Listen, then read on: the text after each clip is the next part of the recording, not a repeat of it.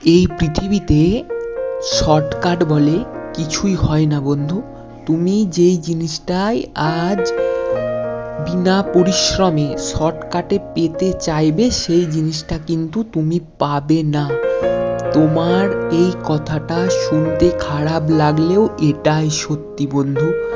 আমি আমার জীবনের অভিজ্ঞতা থেকে বিষয়টা অনুভব করার পরই বলছি যে এই পৃথিবীতে শর্টকাট বলে কিছুই হয় না। যদি তোমায় সাকসেস পেতেই হয় তবে পরিশ্রম করতেই হবে।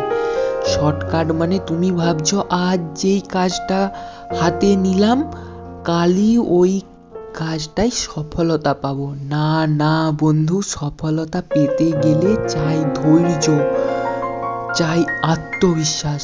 তুমি এত সহজে বারবার ধৈর্য হারালে তুমি কিছুই পাবে না বন্ধু। উল্টে খালি হাতে ফিরে আসতে হবে। তুমি পরিশ্রম না করে যদি আজ শর্টকাটে ভাবো ওই জিনিসটা পাবে, তবে ওটা ভুল বন্ধু, ভুল ওটা।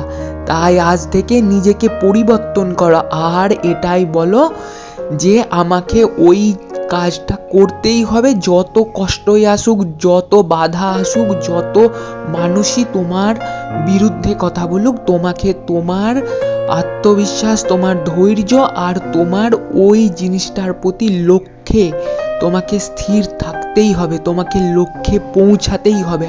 আর এইটাই মাথায় রেখো যে পরিশ্রম করতেই হবে। পরিশ্রম ছাড়া কোনো জিনিস হাতের কাছে আসে না। পরিশ্রমই একটা মানুষকে পরিবর্তন করতে পারে। কর্মই একটা মানুষের জীবনের পথের সঙ্গী হতে পারে। পরিশ্রম না করলে তুমি হেরে যাবে বন্ধু।